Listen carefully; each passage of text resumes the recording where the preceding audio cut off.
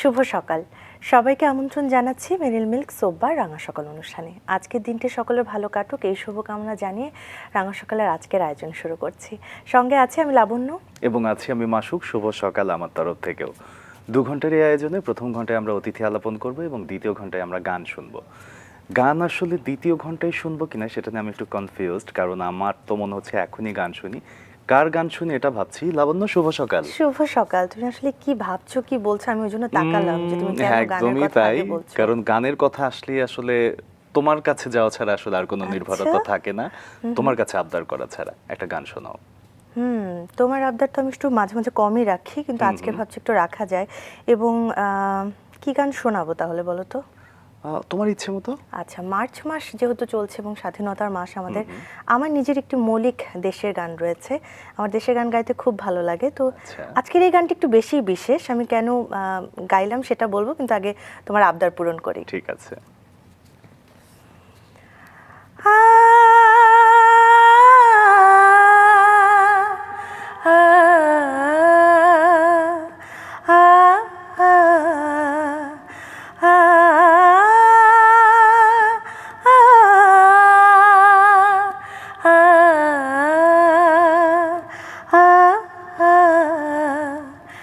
আমি হৃদয়ে এঁকেছি সোনার বাংলাদেশ, লাল সবুজের পতাকা তুলেছি হাতে। বাঙালি আমার গর্বে পরিচয়, নারীর বাঁধনে বাঁধা আমি কোমল মাটির সাথে। আমি হৃদয়ে এঁকেছি সোনার বাংলাদেশ, লাল সবুজের পতাকা তুলেছি হাতে। ব্যাস। অসাধারণ, বাহ। এখন জানিয়ে দাও আসলে এই গানটা আমি আজকে কেন গাইলাম। আমি জানি তুমি জানো। একদমই তাই, এবং যার জন্য গাইছি আমরা তার পরিচয়টা আগে দিয়ে দিই দর্শককে। প্রিয় দর্শক, আমাদের আজকের রাঙা সকালের অতিথি সুরকার এবং সঙ্গীত পরিচালক দেবেন্দ্রনাথ চট্টোপাধ্যায়। চলুন তাকে স্বাগত জানাই। শুভ সকাল। শুভ সকাল। কেমন আছেন স্যার? এই চলছে। স্যার, আমি তো দুঃসাহস করে আপনার সুর করা, আপনার সঙ্গীত পরিচালনার এই গানটি, আমার মৌলিক দেশের গানটি দিয়ে শুরু করলাম। কেমন লেগেছে? ঠিকঠাক ছিল? খুব সুন্দর লাগলো, আমারও ভালো লাগলো যে তুমি আমার সুর করা একটা গান গাইলে, তাই দিয়ে অনুষ্ঠানটা শুরু হলো। আমার জন্য স্যার অনেক সৌভাগ্যের যে আপনার সুর করা অনেকগুলো গান আমার গাওয়ার সৌভাগ্য হয়েছে। তো আজ আসলে আপনার জীবনটা নিয়ে আমরা জানতে চাই। আপনার জীবনে অনেক কাজ রয়েছে, অনেক গল্প রয়েছে। একদম ছোটবেলায় আজকে একটু ফিরিয়ে নিয়ে যাব। ছোটবেলা কোথায় কেটেছে, কেমন কেটেছে, সেই শৈশবের কথা কি মনে পড়ে? শৈশবে যখন থেকে জ্ঞান হয়েছে তখন থেকে আমি অনেক দুষ্ট ছিলাম। আচ্ছা। মানে আমি প্রথম যে স্কুলে পড়তাম, আমাদের বাড়ি খুলনা দৌলতপুরে মহেশ্বর পাশা গ্রামে। সেই আমাদের ইয়ে থেকে স্কুলে আসতে, বাড়ি থেকে স্কুলে আসতে রেল লাইন আছে, তো রেল লাইন ক্রস করে আমরা স্কুলে ঢুকতাম পেছনের দিক থেকে। আচ্ছা। তো গাড়ি আসলে আমি এরকম দাঁড়ায় যেতাম, গাড়ি থামায় যেতাম। আচ্ছা আচ্ছা। কত বড় ছিলেন তখন স্যার? তখন কত 2-3-তে পড়ি। আচ্ছা। তখন থেকেই দুরন্ত। তারপরে ওখান থেকে স্কুল থেকে বাড়ি বিশেষ করে এই যে শীতের দিনে তো মর্নিং স্কুল হতো। আচ্ছা। শীতের দিনে না, গরমে, সরি, গরমে মর্নিং স্কুল হতো। তো মর্নিং স্কুল থেকে আবার বাসায় বইপত্র না রেখে, বইপত্র পুকুর পাড়ে রেখে পুকুরে ঝাঁপ দিয়ে পড়তাম। আর পুকুরের জল যতক্ষণ না মানে ইয়ে ঘোলা করে দিছে, মাটি আর পানি এক করে দিয়ে একটা দল ছিল আমাদের, এই করে তারপরে আবার এই মানে শোনা কথা এটা, মানে আমরা জানতাম যে কচু পাতা দিয়ে এরকম সূর্যের দিকে তাকায় থাকলে চোখ ঢেকে তাহলে চোখটা লাল, অনেক স্নান করলে চোখ লাল হয়ে যায়। ওটা থেকে ওটা ঠিক হয়ে যায়, পাওয়া যায়। বাসায় একটু স্কুলে ছিলাম, ওখান থেকে এই তো চলে আসছি। আচ্ছা। কিন্তু মাটিমুটি মা তো ধরে ফেলতো, বাবা ধরে ফেলতেন। স্যার বাবা কি করতেন? বাবা মূলত অনেক কিছু করেই, অ্যাকচুয়ালি সে একজন জ্ঞাতিদারের ছেলে তো, আচ্ছা। তো প্রচুর সহায় সম্পত্তি ছিল। অ্যাকচুয়ালি ইয়ে করে খুব কিছু করতে চেষ্টা করতো না। এমনি দৌলতপুর জুট মিলে সে হেড ফোরম্যান হিসাবে কাজ করতো, বিভিন্ন ব্যবসায় যে টাকা পয়সা নষ্ট করছে, এই আর কি যা হয়। মা আর- কি করতেন স্যার? হ্যাঁ, মা গৃহিণী। আচ্ছা আচ্ছা। আপনি কত নাম্বার ছিলেন ভাই বোনের মধ্যে? আমি ভাই বোনের মধ্যে 3। 3 আপনার নাম্বার। ক ভাই বোন মোট? আমরা মোট 8 ভাই বোন, 4 ভাই 4 বোন। আচ্ছা, বিশাল বড় একটা পরিবার, এবং ভাই বোনের মধ্যেই মনে হয় যে এত এত বেশি ঘটনা আছে, এত এত গল্প আছে, যেগুলো আমরা একটু একটু করে শুনতে চাই। আমি আমার দাদু মানে ঠাকুর দাদার জি। অনেক কিছু খেয়ে নিতাম বা ওনার পকেট থেকে পয়সা তুলে নিতাম। তখন তো আচ্ছা। 1 আনা 2 আনা এগুলোর মূল্য আধা অনেক। পয়সা, হ্যাঁ হ্যাঁ। হ্যাঁ এরকম ছিল। জি। আচ্ছা আদানা বলতাম আমরা। আচ্ছা। 1 আনার হাফ, আদানা। আচ্ছা। তো এগুলো নিয়ে নিতাম। দাদু কে নিছে আমার বড় ভাইকে মারতো। আপনার নাম হতো না? খুব আদর করতো, খুব আদর আচ্ছা, করতো আচ্ছা। আমার দাদু। আমি মিস করি তাকে, সে নাই যদিও বৌমা। সে যে 1 আনা আধা আনা নিতেন স্যার, সেগুলো দিয়ে কি করতেন? সেগুলো দিয়ে কখনো কখনো কোনো খাবার জিনিস হলেও খাইছি, সিগারেট কিনেও খাইছি। তাই? বাসা জানতো? না পোলায় তারপরে ওই যে ইয়ের পাতা, পেয়ারা পাতা টাতা চাবাই নিতাম। আচ্ছা, তাহলে তো স্যার ভালোই দুষ্ট ছিলেন। একদম, একদম। এমনিতে স্যারের ভাই বোনদের মধ্যে কার সাথে সব থেকে সখ্যতা বেশি ছিল? থাকে না খুব ভালো একটা বন্ডিং হয়ে যায়। আমার পরের যে বোনটা ছিল, ইমিডিয়েট পরে, দাদার সাথে, দাদা আমাকে ইয়ে করতো না, আমার বড় দাদা যে, ওরা দুষ্টুমি করতো, সিনেমা দেখতে যেত। ও আমার থেকে বড় ছিল তো, ওদের লেভেলটা মানে ওরা একটু ওদের মতো করে থাকতো, আবার আপনি কিন্তু আমার ওই 2 আনা পয়সা দিয়ে বলে মিষ্টি খা, আমাকে সিনেমা দেখতে নিত না। আচ্ছা। কষ্ট লাগতো? কষ্ট, ওই মিষ্টি খেয়ে কষ্টটা ভুলে যেত। ছোটবেলার কত স্মৃতি আসলে। So, আমরা আপনার গল্পে আবারও ফিরবো, তবে আপনার সম্পর্কে আমরা যতটুকু জানি এই মুহূর্তে একটু দর্শকদের জানিয়ে আসবো। দেবেন্দ্রনাথ চট্টোপাধ্যায়ের সঙ্গীতের সাথে পথ চলা দীর্ঘদিনের। 70-এর দশকে তবলাবাদক হিসেবে যাত্রা শুরু করেন তিনি। 1973 থেকে বাংলাদেশ বেতারের সুরকার হিসেবে কাজ শুরু করেন। বর্তমানে বাংলাদেশ টেলিভিশনের বিশেষ শ্রেণীতে তালিকাভুক্ত আছেন তিনি। সঙ্গীত পরিচালক হিসেবে কাজ করছেন অনেক বছর।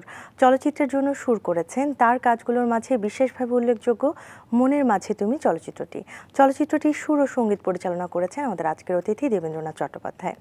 দেশের শিল্পীদের পাশাপাশি তার সুরে গান করেছেন ভারতের আশা ভোসলে, সোনু নিগম, কুমার শানু, সাধনা সরগম, কবিতা কৃষ্ণমূর্তি প্রমুখ জনপ্রিয় শিল্পীরা।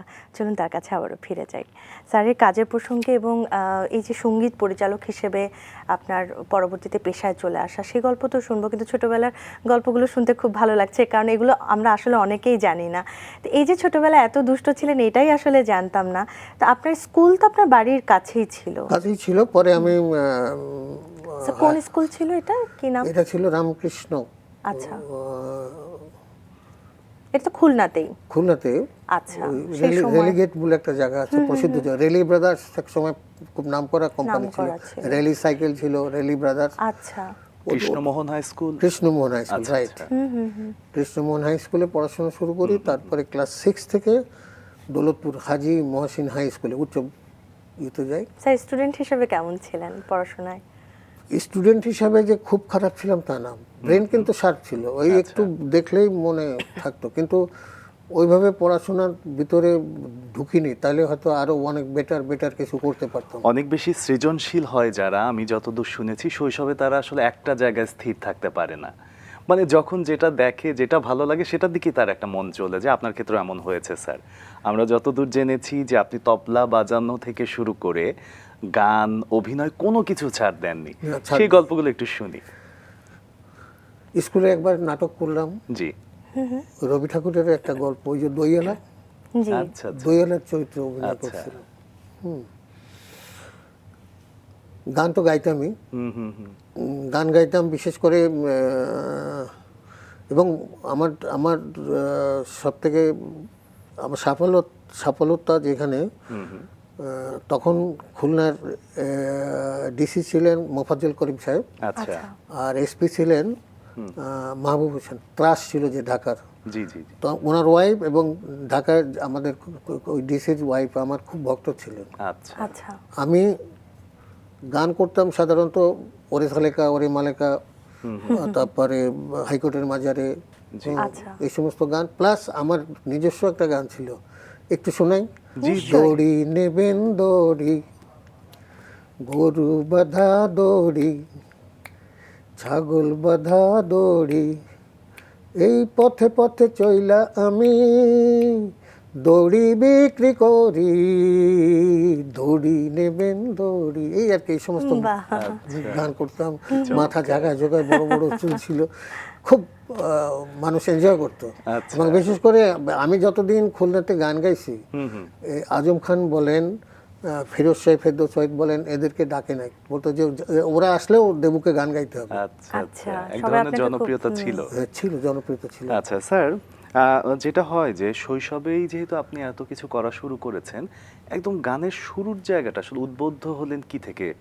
অনেকের হয়তো বা যাত্রা গান, পালা গান এসব দেখে অনেক কিছু হয়, অনুপ্রাণিত হয় আর কি। আপনার ক্ষেত্রে কি হলো? বা পরিবারের কেউ কি আসলে এগুলোর সাথে পরিবারে যুক্ত ছিল বাবা কিনা? একটু শ্রীখোল বাজাতেন মাঝে আচ্ছা। মধ্যে, ওই কীর্তন গান টান হলে, যা হয়, বড় লোকের ছেলে ছিলেন, শখে বাজাইতেন, সেটা আমি দেখছি ওনাকে বাজাইতে, ওইটা থেকে ইয়ে আছে।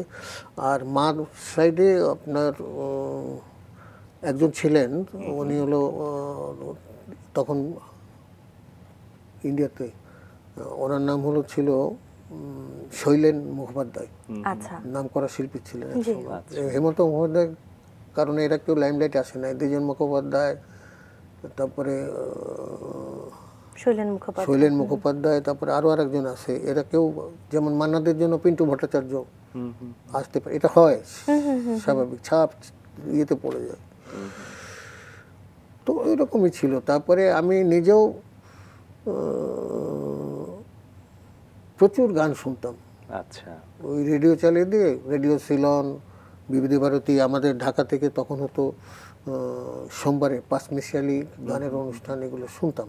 আচ্ছা এটা এই অবস্থা ছিল। স্যার, ঢাকার কথা যেহেতু বললেনই, আপনি তো পাকিস্তানি পিরিয়ডেও আসলে গানের চর্চা করেছেন। হ্যাঁ হ্যাঁ, তো সেই সময় চর্চাটা কি রকম ছিল? সে সময়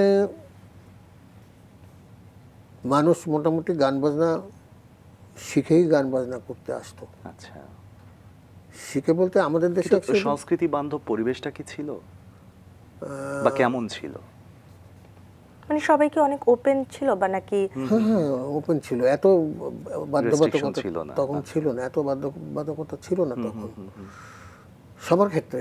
আচ্ছা সমাজের ক্ষেত্রে ইয়ে তো, যদিও আমরা পাকিস্তানকে ইয়ে বলি, ওরা কিন্তু তখন এরকম ইয়ে ছিল না, কি বলে, গোরামি ছিল না। গোড়ামি ছিল না। তো আমি আমাদের এই পূর্ব পাকিস্তানে, জি আচ্ছা আচ্ছা, কিন্তু আস্তে আস্তে কেমন যেন একটা চেঞ্জ হয়ে গেল। এখন তো বলা বাহুল্য। সময়ের সাথে আসলে কিছু পরিবর্তন স্যার, হয়। তখন মাসুক বলছিল যে আপনি যাত্রাপালা বা এগুলো হায় দেখতেন। হায়, আমি একটা বিশেষ ঘটনা, আমি প্রচুর যাত্রা দেখতাম এবং পরপর 22 রাত্র জেগে আমি যাত্রা দেখে আমার পক্স হয়ে যায়। আচ্ছা আর একটা ঘটনা খুবই মানে মজার, আমি যাত্রা দেখে যাত্রা প্যান্ডেলে শুয়ে আছি, ঘুমিয়ে আছি, আমার পরীক্ষা ছিল। মা যাত্রা প্যান্ডেলে চলে এসে দেখে যে আমি ওখানে ইয়ে মুড়ি দিয়ে ঘুমায় আছি, ওই যে হোগলা বিছাই দিত না, জি জি জি, ওটা মুড়ি ওটা উঠাই দিয়েছে, হাত মুখ দিয়ে পরীক্ষা দিতে গেছি। আচ্ছা, কোন ক্লাস স্যার এটা? এটা তখন বোধহয় 6-7 6, 7 6, 7। তো সেখানে পরীক্ষায় লিখবো কি, এই হেডমাস্টারের ছবি আঁকছি ওই কার্টুনের মতো করে, আচ্ছা বলে আমাকে পরীক্ষায় পাশ করিয়ে দিবেন। আচ্ছা আচ্ছা আচ্ছা, মানে চমৎকার। মানে আপনার ছোটবেলাটা আসলে এত আনন্দে ভরপুর যে ঘটনাগুলো আসলে অন্যভাবে আমাদেরকে আপনাকে আবিষ্কার করাচ্ছে। যেহেতু গান বাজনা করতাম তখন জি। থেকেই, আচ্ছা আমাকে আমার স্কুলের টিচার আমাকে সব মোটামুটি সবাই ভালোবাসতেন। হুম হুম হুম একটু বলতো যে একটু পড়াশোনা কর, একটু পড়াশোনা কর, এভাবে দুষ্টুমি করে জীবনটা নষ্ট করিস না। স্যার, আপনি যে সময়ের কথা বলছেন কাছাকাছি সময়ে আপনার জীবনে আরো একটা গুরুত্বপূর্ণ ঘটনা, সেটা হচ্ছে শুধু আপনার জীবনে নয়, আমি বলবো যে পুরো বাঙালিদের জন্য এটা একটা গুরুত্বপূর্ণ ঘটনা, ৭১-এর মুক্তিযুদ্ধ। সেই সময়ের কিছু গল্প শুনি আমরা। মুক্তিযুদ্ধের সময় আমাদের এলাকায় প্রতিবন্ধকতা আমরা তৈরি করি, খুঁটি, ওই বাংকার খুঁড়ি, গাছ কেটে ফেলে দিই ইয়েদের আটকানোর জন্য, পাক আর্মিদের আটকানোর জন্য। ওখানে গোলাগুলি একজন ইপিআর ছিল আমাদের সাথে ছিল, গুলি খায়। তো তারপরে তো মানে সমানভাবে অত্যাচার শুরু হলো, আমরা তো সব রিফিউজি হয়ে চলে গেলাম ভারতবর্ষ। সরাসরি কি মুক্তিযুদ্ধে অংশগ্রহণ করেছেন আপনি? সরাসরি না, কিন্তু আমি যেটা করছি সেটাকে আপনি মুক্তিযুদ্ধ বলতে পারেন। তখন ওই একটা ঢোলক পেয়ে গেছিলাম জি। সামহাউ, ওই ঢোলকটা বাজিয়ে বাজিয়ে গান করতাম। আচ্ছা। আর বিশেষ করে ইয়ের পাড়ে, গঙ্গা নদীর পাড়ে বসে ওখান থেকে যত পারাপার হতো সবার কাছ থেকে চাঁদা উঠাইতাম। ওই চাঁদা উঠায় 50, 60, 100, 150 হলে আবার যে ইয়েতে ওই যে বর্ডারের কাছাকাছি ক্যাম্পে এসে আমিও যেতাম। এত কষ্ট করছি যে এত পানির মধ্যে দাঁড়ায় থাকছি রাতভর ওই রেশন পাবো বলে। হ্যাঁ, তখন ওই ক্যাম্পে দিয়ে আসতাম, ওইখানে ক্যাম্প ছিল, ক্যাম্পের টাকাগুলো দিয়ে দিতাম। আচ্ছা আচ্ছা। আপনারা আসলে আমাদের কাছে অনেক বিশেষ, কারণ হচ্ছে সে সময় যারা মুক্তিযুদ্ধতে আসলে প্রত্যক্ষভাবে অংশগ্রহণ করেছেন তাদেরকে তো অবশ্যই আমরা শ্রদ্ধা জানাই, কিন্তু আপনারা যারা আসলে একদম পরোক্ষভাবে তাদের পাশে সব সময় ছিলেন, আপনি যেমন কণ্ঠশ্রমিক হিসেবে একদম সৈনিক হিসেবে কাজ করেছেন, তো অনেক অনেক ধন্যবাদ, অনেক অনেক কৃতজ্ঞতা আপনাদের প্রতি। মুক্তিযুদ্ধের সময়টার পরে কি আপনারা খুলনাতেই ছিলেন, বা তার আগেও তো খুলনাতেই ছিলেন, ওখানেই কি সবসময় থাকা হয়েছে? খুলনা আমাদের নিজেদের পৈতৃক বাড়ি। মানে হয়নি মুক্তিযুদ্ধের সময় বাড়ি ছাড়া বা অন্য কোনো বাড়ি এলাকায়? ছাড়া হয়তো আমরা ইয়েতে চলে গেছিলাম, তো বললাম না যে ভারতে চলে গেছিলাম। আচ্ছা, ভারত থেকে আবার ফিরে ভারত এসেছেন? থেকে আবার এই 16ই ডিসেম্বর হলো, তো তারপরেই ফিরে আসি। 17, 18 ডিসেম্বর ফিরে আসি। মজার ব্যাপার আছে, জি। ফিরে আসার কিছুদিনের পরে আমি আবার ইয়েতে যাই, কোথায়? ভারতে যাই। আচ্ছা মজার ব্যাপার, ভারতে যেয়ে আমি একটা চাকরিতে জয়েন করি। আচ্ছা, তার তখন মানে আমি আপনার ইন্টারমিডিয়েট পড়ি, মুক্তিযুদ্ধের সময় আমি ইন্টারমিডিয়েট পড়ি বেল আচ্ছা। কলেজে। হ্যাঁ, পাশ করি নাই কিন্তু পড়তাম। পড়ছেন। ভারতে যে একটা চাকরিতে জয়েন করি। আচ্ছা হ্যাঁ, যাওয়ার পরে আমার 3 বন্ধু, এদের কথা না বললেই না, যার জন্য আজকে আমি এখানে, তারা দুষ্টু ছিল। ওই আমরা যে দুষ্টুমি করতাম ওদেরই। একজন হলো মুশফিকুর রহমান, একজন আব্দুর রাজ্জাক, আর একজন মোশারফ। আচ্ছা আচ্ছা, এরা কি করলো, মাস 3 পরে ওরা খুঁজতে খুঁজতে কলকাতায় গেছে। তখন তো আর ওই ভিসা টিসা নাই, পাসপোর্ট বর্ডার এমনিই পার হওয়া যায়। ওরা পার হয়ে যায়, ওরা সিনেমা টিনেমা দেখবে, আনন্দ ফুর্তি করতে যাবে, তো করবে এই জন্যই গেছিলো। যাই আমাকে খুঁজে খুঁজে খুঁজে খুঁজে ঠিকই বের করছে। আচ্ছা। তো বলছে যে কিরে, হুম সারাটা জীবন একসাথে কাটাইলাম, এখন এখানে এসে এই কলম পেশার চাকরি ধরছিস, চল বাড়ি চল।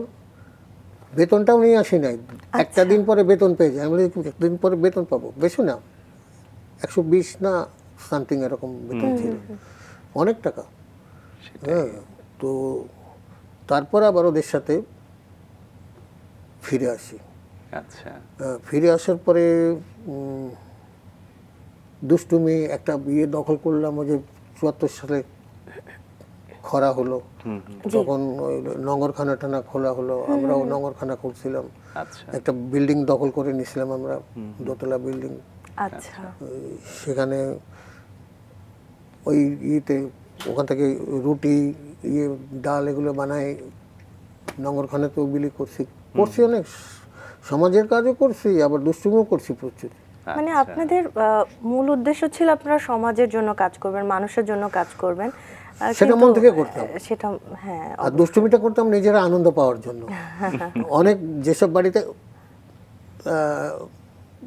ওই বয়সটা যা হয়, মেয়েরা থাকে, বলতাম যে ভূত চালান দিব, ধাম ধাম ইট মেরে ওদের গাছের নারকেল ডাব পেড়ে রাত্রে খেতাম।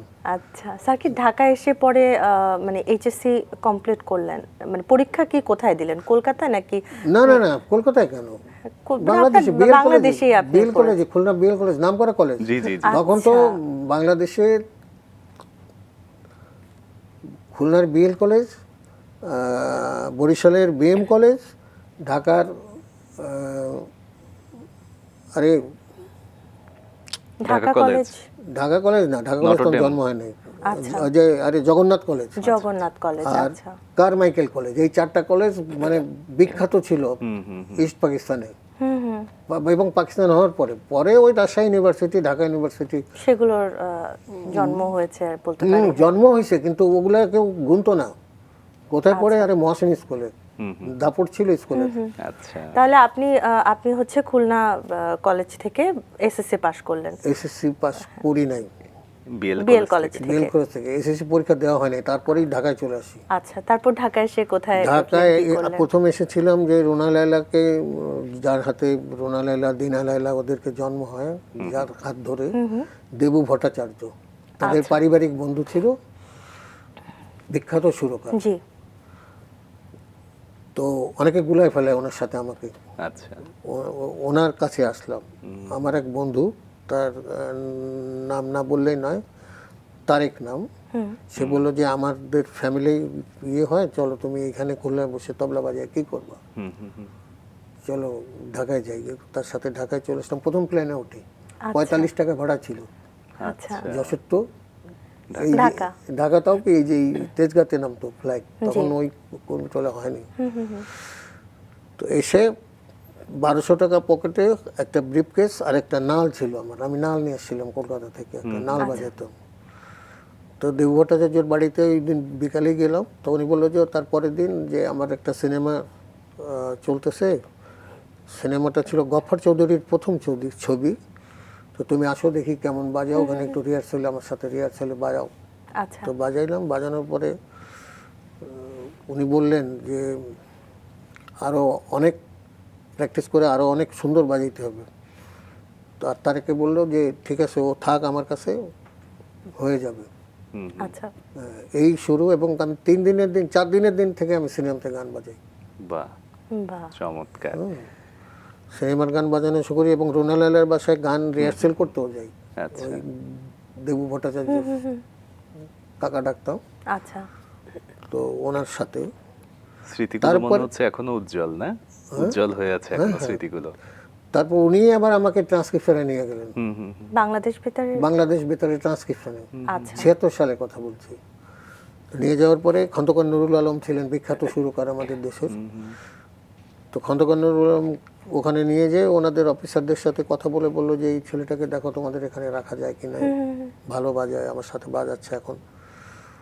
তো আমাকে নিয়ে গেল উপরে, জাস্ট একটু অডিশন মতো। গোলাম হোসেন লাডু, আলী হোসেন সাহেবের ভাই, উনিও ভালো সুরকার ছিলেন, সঙ্গীত পরিচালক ছিলেন। এই যে আবিদ, তারপরে জাহিদেরা যে কিবোর্ড বাজাতো, এদের ভাই, এরা অনেকগুলা ভাই। আচ্ছা আচ্ছা। তো গোলাম হোসেন লাডু আমাকে নিয়ে যায়, এই গাজল ঠাজল এগুলো গাইতেছে, বাজাচ্ছি। তো যাই হোক, বাজানোর পরে উনি আসলেন, কথা বাজিয়েছিল, কি বুঝলি? বলে আছে,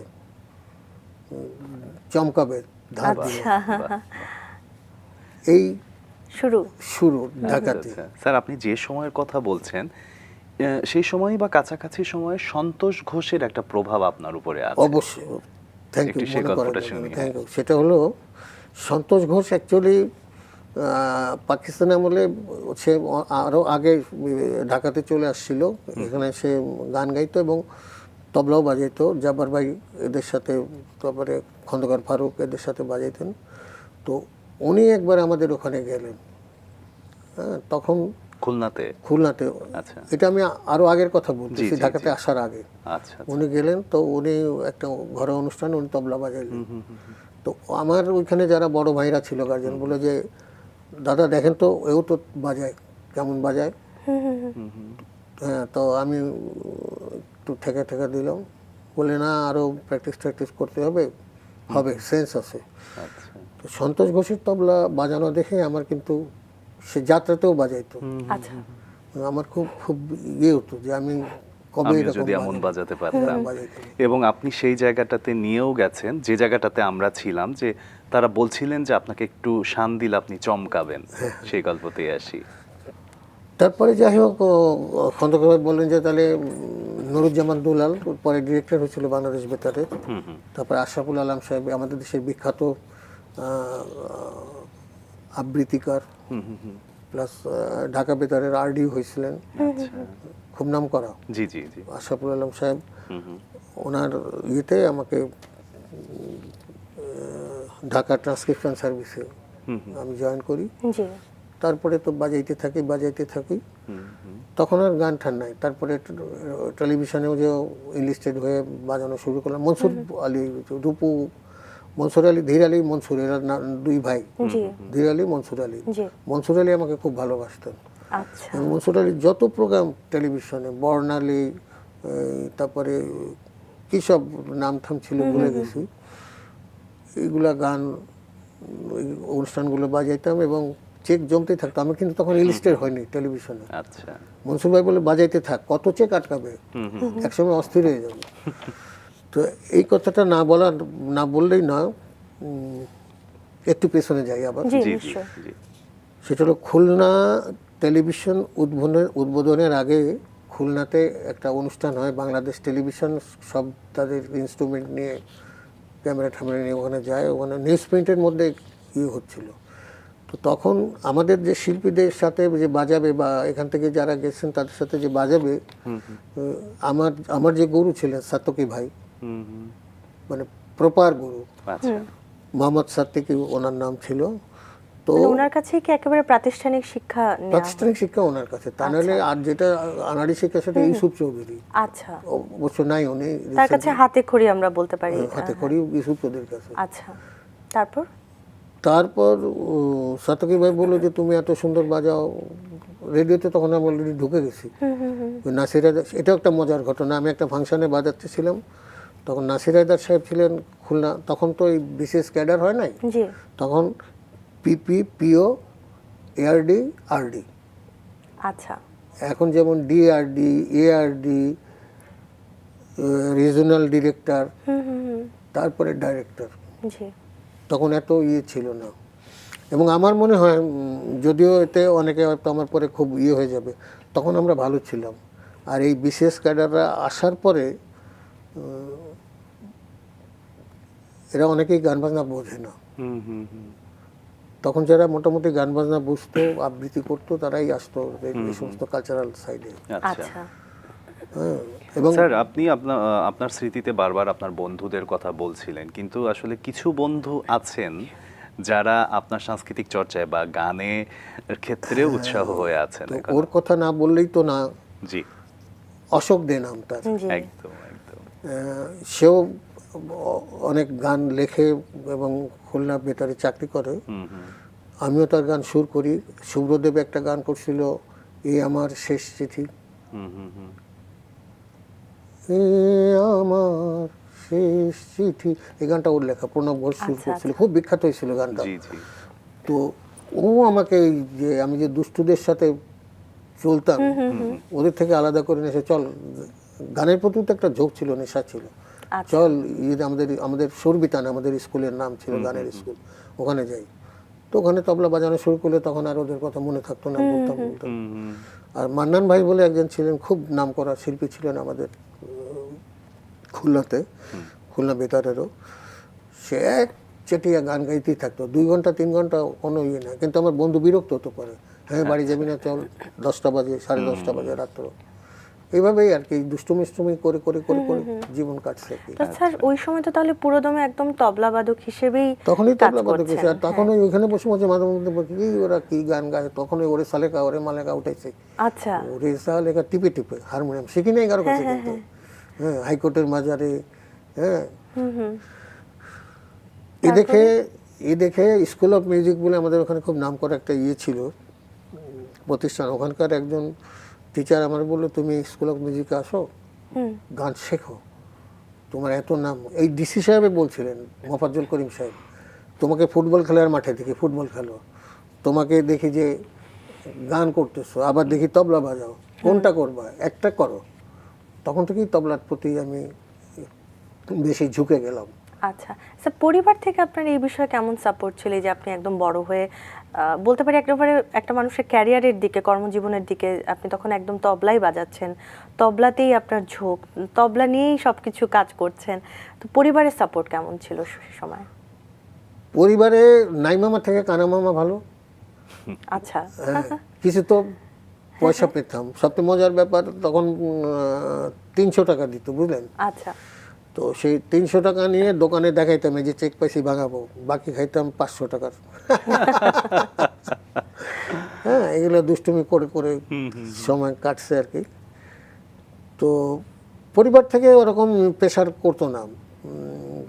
পরিবার একটা সচ্ছলতা ছিল তখনও। তো যার জন্য আমাকে দিয়ে তাকে পয়সা দিতে হবে, নট দ্যাট। তবে মা বাবা খুশি থাকতেন যে না, আচ্ছা। আমার ছেলে রেডিওতে গান বাজনা করে। তারপরে আমি ফরিদা পারভিনের সাথে তো বহুদিন তবলা বাজাইছি, কিন্তু তার আমি অনেক আগে থেকে আচ্ছা। ফরিদা পারভিনকে চিনতাম, কারণ কি ওনারা আসতো কুষ্টিয়া থেকে। ওনার ওস্তাদ ওনাকে বলতো যে চলো যশোর ক্যান্টনমেন্টে ফাংশন আছে, ওখানে পোলাও, মুরগি, বিরিয়ানি এগুলো খাওয়াবে। ওই খাওয়ার লোভে ফরিদা আপা চলে আসতো, আমরা ওখান থেকে যেতাম, আমার ওস্তাদ নিয়ে যেত আমাকে, আমার সাথে বাজাবি চল, খুলনা রেডিও থেকেও আসতাম। কিন্তু আমার ওস্তাদ ইউসুফ চৌধুরী প্রথম যে বললাম না, সে আবার বলতো যে তার একটা হোন্ডা ছিল, হোন্ডাতে করে নিয়ে যেত। গাড়ি কিন্তু আর্মিরা দিয়েছে, কিন্তু বলে না না, সে হোন্ডা নিয়ে যেত। আমার পেমেন্টের সময় বলতো যে আরে পয়সা তো তেলে লেগে গেছে। আপনাদের সময় আপনারা যারা কাজ করতেন তারা বোধহয় এই সম্মানের থেকেও কাজটাকে খুব ভালোবাসতেন, যে একটু অল্প একটু সম্মান পেলেই বোধহয় সেটাই আপনাদের কাছে বিশাল ব্যাপার। হাততালি একটা বড় নেশা, জানো? এই যে হাতে তালি পাওয়া, এর থেকে বড় নেশা পৃথিবীতে আর কিছু হতে পারে না। এই যে তৃপ্তিটা, রাইট রাইট। কত টাকা পেলাম সেটা ফ্যাক্টর না, মানুষ যে বলছে ওয়ান মোর, খুব গান বন্ধ করো, খালি তবলা শুনবো। আমি খালি তবলাও বাজিয়েছি, তবলা শুনবো খালি। বাহ। তো স্যার, এই ধীরে ধীরে গানের সাথে কিভাবে আসা, এই যে প্রথম সুর করা, এটা কি আগে কি কখনো সুর করতেন ছোটবেলায় নাকি? ছোটবেলায় মানে কি, আমি যখন খুলনাতে ছিলাম তখন একটা গান সুর করছিলাম। আচ্ছা। গানটা আমার অল্প একটু মনে আছে। খুলনা ভেতরে গাইতো ননী গোপাল শীল বলে একটা শিল্পী ছিল, মারা গেছেন, ঈশ্বর তাকে স্বর্গবাসী বা বেহেশত নসিব করুক। ভুল তো আমি করেছি একদিন, ভুল তো আমি, যাই হোক, এই ধরনের ছিল, এই ধরনের আর কি। তখন কিন্তু ক্লাসিক্যাল জানি না, তখন শুধু ওই টিপে টিপে গান করতাম, আর ওই বাজানো দেখে দেখে ওই এইভাবে মন থেকে সুর করা, এটা মনের সুর বলে। এই একটা কথা জগজিৎ সিং এবং চিত্রা সিং বলছিলেন। জগজিৎ সিং বলছিল যে গান বাজনা করতে গেলে ক্লাসিক্যাল জানতে হয়। ক্লাসিক্যাল জানলে এটা সাহায্য করে খুব ভালো। আর চিত্রা সিং বলছিল যে ক্লাসিক্যাল জানতেই হবে, নট দ্যাট। যদি মন থেকে কেউ কোনো গান করে বা গান সুর করে, সেটাও ভালো সুর হয়, কারণ মনের সুরটা আরো বেশি পৌঁছায় মানুষের কাছে পৌঁছায়। এটা কি ঈশ্বর প্রদত্ত একটা গুণও বলা যায়? হ্যাঁ, সবাই পারে না, কিছু মানুষ, একটা হলো গ্রামার ঠিক রাখা, আর একটা হলো নিজের মন থেকে আসলে যে বিষয়টা। তারপরে আমি ঢাকায় আসার পরে আমি তো একদম কুলীন ব্রাহ্মণের ছেলে। আচ্ছা। হ্যাঁ, আর আমি পরে জিয়াউর রহমান সাহেব আসছিলেন তেজগাঁ গির্জাতে, আমাদের প্রেসিডেন্ট ছিলেন তখন। উনি আসছিলেন ওদের একটা অনুষ্ঠানে, সেই অনুষ্ঠানে আমি তবলা বাজাচ্ছিলাম। তখন একটা মেয়ের দিকে আমার নজর যায়। আচ্ছা। খ্রিশ্চান মেয়ে। আচ্ছা। তো চোখাচোখি হয়। তো এদেশে একজন নাম করা গিটারিস্ট ছিল, এখন সুইডেনে থাকে, ওর নাম আনার হোসেন টিপু। টিপু এটা অবজার্ভ করছে যে দাদা তো ওই মেয়েটার দিক তাকাচ্ছে, ওইটা। তারপরে ওর সাথে কথা টথা বলে, সে তখন ইজিপশিয়ান এম্বাসিতে চাকরি করতো। আচ্ছা। এরপরে ওই টিপু থেকেই আমার বন্ধু বান্ধব, ওই যেগুলো বললাম, করু, বাবুল, মানে রাজ্জাক, মোস্তফা, মোশাররফ, ওদেরকে ডেকে, তারপরে স্বপন ছিল, ওই শিল্পকলায় চাকরি করতো, স্বপন, একরামের দায়িত্ব পড়লো রান্না করবে। আচ্ছা। হ্যাঁ, এই মুরগি নিয়ে রান্না হবে, ওরা বাসর ঠাসর সাজায় দিল। আর স্বপন গেল কন্যাকে আনতে টিপুর সাথে। আমার বন্ধুদের বললো যে আপনারা কি করেন, এই লোকটা বিয়ে দিতে পারেন না? হ্যাঁ, তো বলে কন্যা মেয়ে আছে, বলে হ্যাঁ মেয়ে আছে। ব্যাস, ওকে ডেকে নিয়ে আসলো একদম সোজা ইয়ের কাছে, সুপ্রিম কোর্টের উকিলের কাছে। এক জানে আলমের ভাই ছিল উনি। আচ্ছা। জানে আলম গান করতেন, জি জি জি। তার ভাই ছিল। ওখানে কোর্ট ম্যারেজ আর কি সই স্বাক্ষর করে এবার একটু ঢাকেশ্বরী মন্দিরে যাই মালা বদল করলাম। তা আমি বললাম যে তুমি এখন কি করবা? তো ওই কি করবো, থাকতে হবে তোমার সাথে।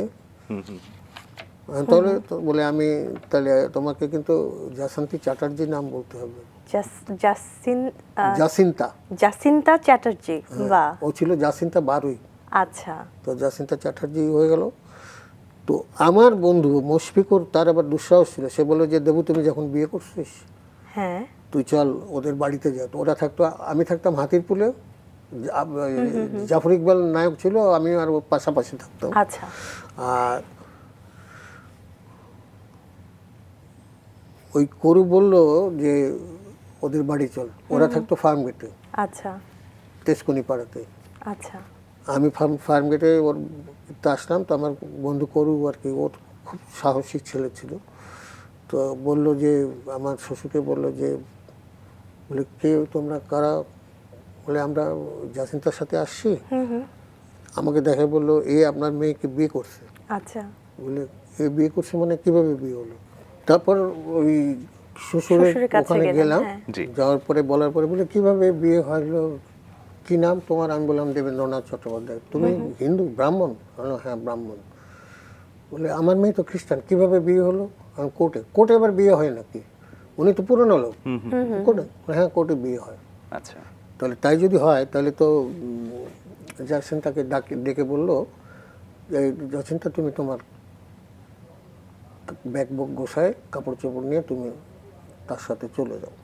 উনি অনুমতি দিল এবং উনি আমাকে একটা রিকোয়েস্ট করলো যে বাবা তুমি যদি, আমি ওনার নাম অ্যান্টনি সুশীল বারৈ ছিল, অ্যান্টনি সুশীল বারৈ। তো উনি বলল যে আমি তো আমার অনেক গান আছে যেটা খ্রিস্টানদের প্রার্থনা সবাই, আমার গান ছাড়া ওদের গির্জাই হবে না।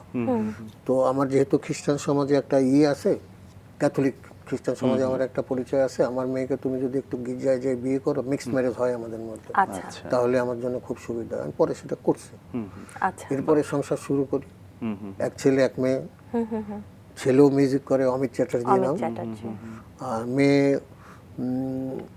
অস্ট্রেলিয়ান স্কুল আছে 300 ফিটে, ওখানে টিচারই করে। আচ্ছা। আমার দুটা নাতি আছে। এই হয়ে গেল আপনার নিজের পরিবার, কিন্তু এই যে সুরকার হয়ে ওঠা, আপনার জনপ্রিয় সুরকার হওয়া। আমি সুরকার হলাম কিভাবে? এটা হলো আমি সহকারী হিসেবে শেখ সাদি খান, তানসেন খান, আহমেদ ইমতিয়াজ বুলবুল, সত্য সাহা, সুবল দাস এদের সাথে কাজ করছি। আচ্ছা। তো এখানে ডিরেক্টররা দেখতেন যে সঙ্গীত পরিচালক আসে নাই, আমি বিশেষ করে ইমতিয়াজ বুলবুলের বেলায় আমি সব সাজায় দিচ্ছি, সত্যদার বেলায় আমি সাজায় দিচ্ছি, এইখানে এই রিদম হবে, এখানে এই রিদম হবে, এখানে এই হবে, গানে এরকম হবে, ওরকম হবে। জি সরকার নামে এক ডিরেক্টর, সে আমাকে প্রথম অফার দেয় মোস্তফা আনোয়ার। আচ্ছা। কিন্তু আমি যাইনি, মান্নার ছবি ছিল, আমি যাইনি। আমি বলছি যে না, আমি ওনাকে বলি না, আমার ওই যে অ্যাসিস্ট্যান্ট থাকতো আমাদের, ওই সব তাদেরকে বলে পাঠিয়েছি, যাই বলবি যে দাদা অসুস্থ, আসতে পারেনি, সেই ছবি আমি করি নাই। আচ্ছা, অনাগ্রহের কারণ কি?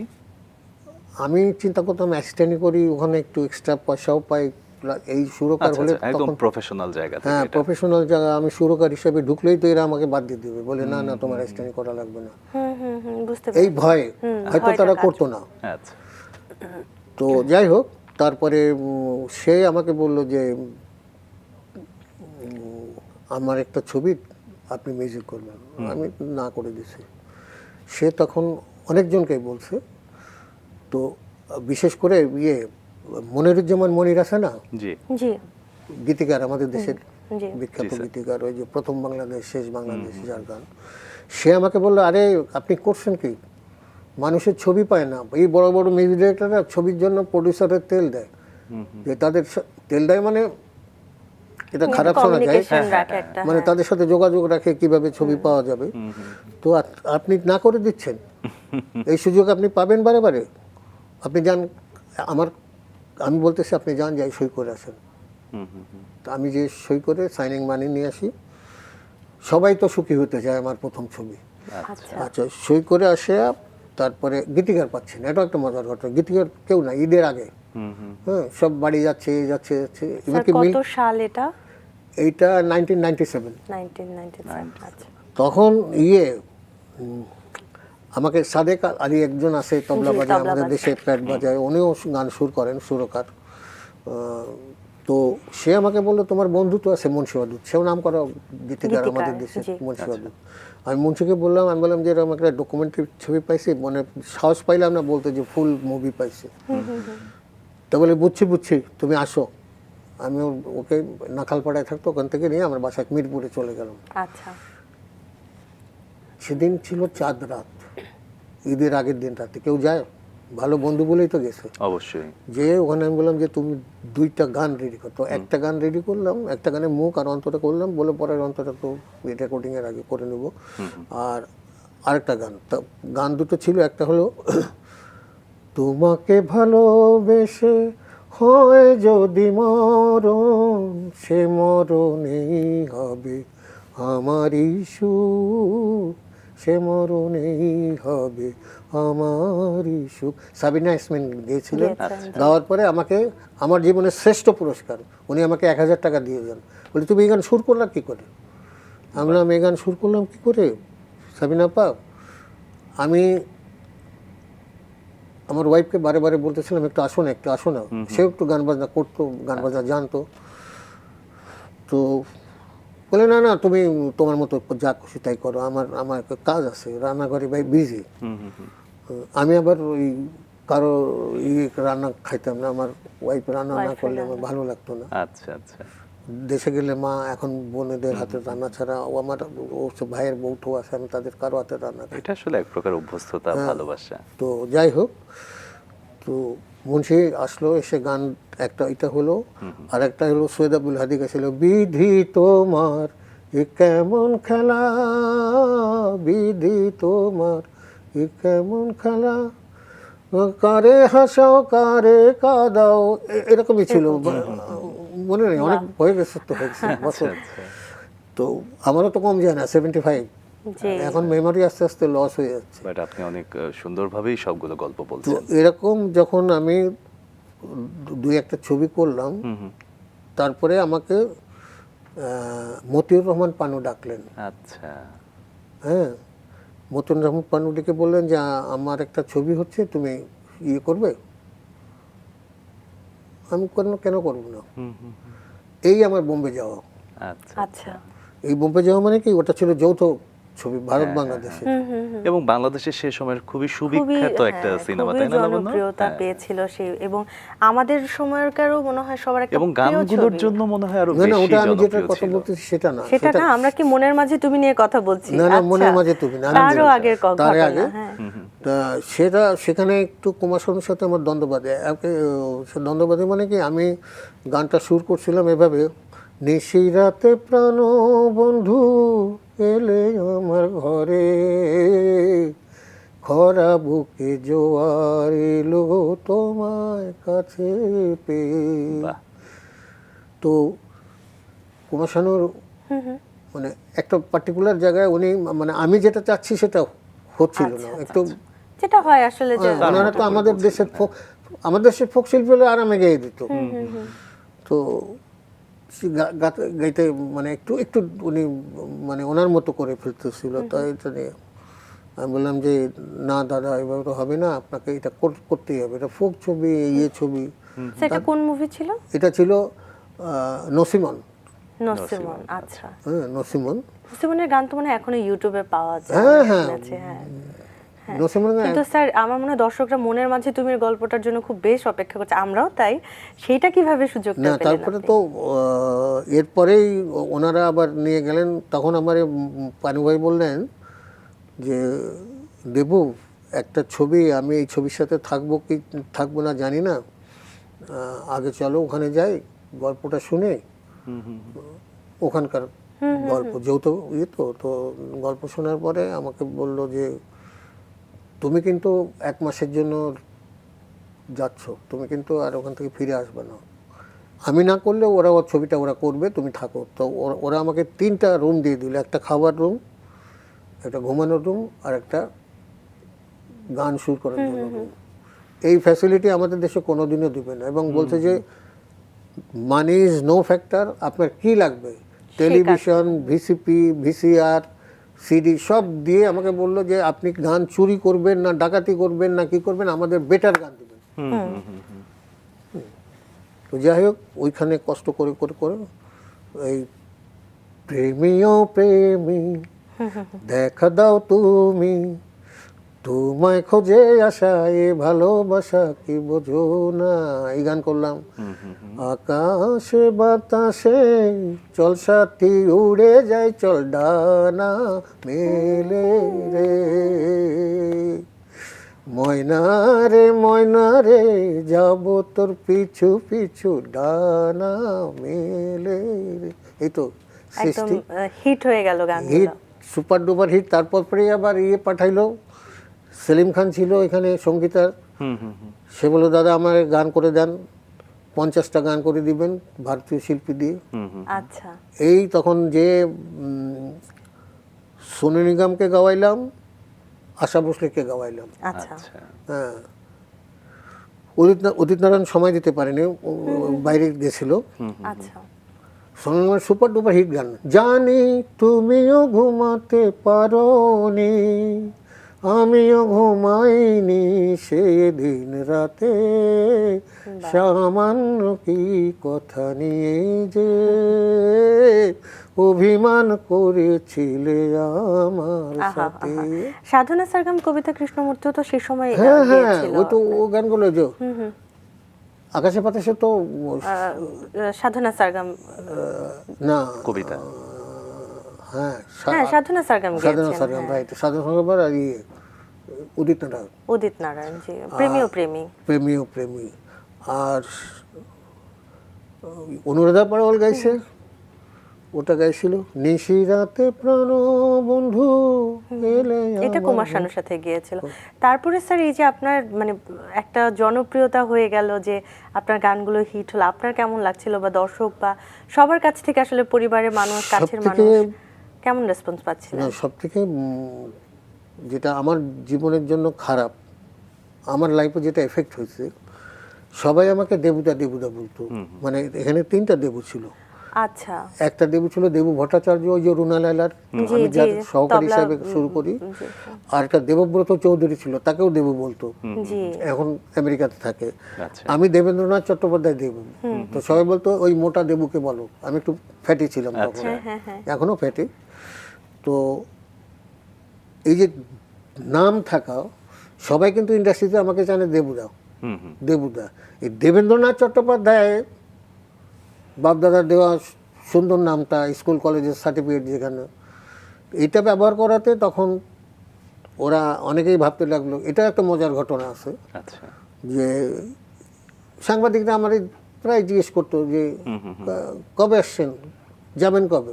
তারা ভাবতো যে আমি ওপারে বাংলায় থাকি, হ্যাঁ ওপার বাংলায় থাকি, এখানে আসছি। তো কনফিউশন তৈরি হয়েছে। এ নিয়ে একটা মজার ঘটনা আছে। আচ্ছা আচ্ছা, আমি বাবু ভাইয়ে বললাম, ওই যে কুমারী সরোয়ারের হাজবেন্ড বাবু সরোয়ার, আমি বাবু ভাই এই ব্যাপার বলেন তো কেমন লাগে। তো বলে তুই 2টা নাম করছিস কেন, একটা নামই থাকতিস। তো একদিন একটা ঘরোয়া অনুষ্ঠানে আমাদের প্রয়াত প্রেসিডেন্ট এরশাদ সাহেবের সাথে আমি ছিলাম সেখানে। তো বাবু ভাই এরশাদ সাহেবকে বলছে ওর সাথে সাংবাদিকরা এরকম ব্যবহার করে, আপনি একটু ওর সান্ত্বনা দেন তো। স্যারের আসলে ওই সময় নাম নিয়ে বা অনেক কনফিউশন তৈরি হয়েছিল। আসলে আপনার জীবনের এত গল্প, এত অধ্যায় আমরা আসলে এই অল্প সময় তুলে আনা খুব কঠিন কাজ। স্যার, বর্তমান সময়টা নিয়ে একটু ছোট করে কথা বলতে চাই। এখনো তো স্যার আপনি কাজ করছেন, আমাদের প্রজন্মের সাথে কাজ করছেন।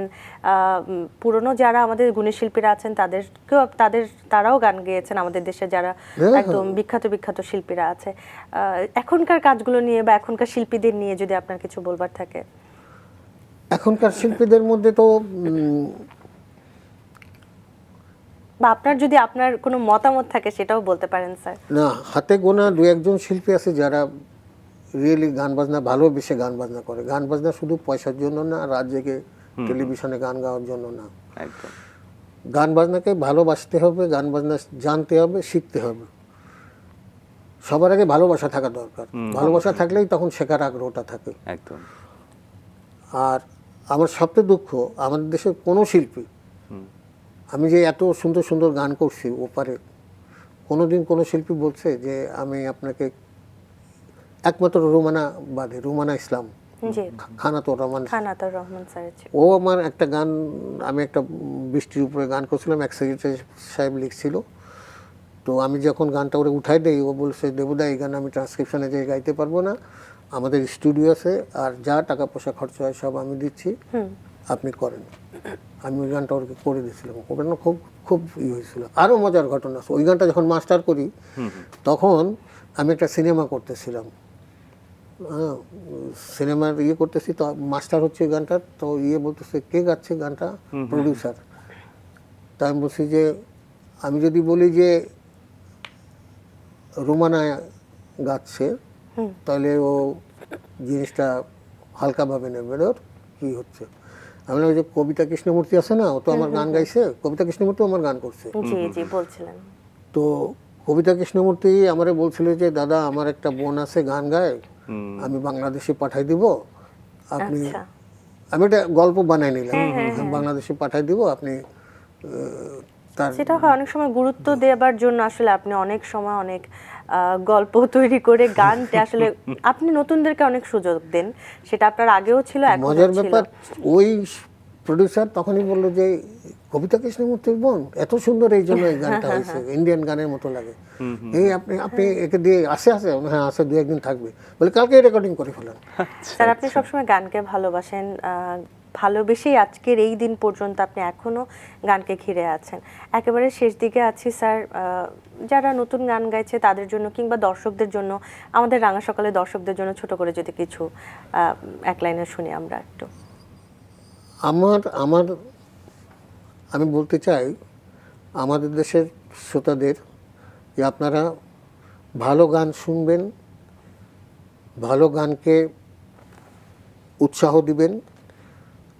এই ট্যারাং ব্যারাং লাফালাফি গান এগুলো পছন্দ করবেন না। গান অ্যাকচুয়ালি মনকে প্রশান্তি দেয়, এবং আপনার দেখবেন ঘুম আসতেছে না, আপনি খুব সুন্দর একটা মিষ্টি গান শুনতে থাকবেন, দেখবেন এমনি ঘুম চলে আসছে। তো আমার কথা হলো যে আপনারা গানকে ভালোবাসেন, ভালো গানকে ভালোবাসেন, শুদ্ধ গানকে ভালোবাসেন। এই লাফালাফি গান এগুলা আমাদের জন্য না। একদমই স্যার, এবং পুরো সময় জুড়ে আপনি আমাদেরকে প্রশান্ত করেছেন, অনেক ধন্যবাদ। আপনাদেরকেও ধন্যবাদ। অনেক অনেক ভালো থাকবেন স্যার।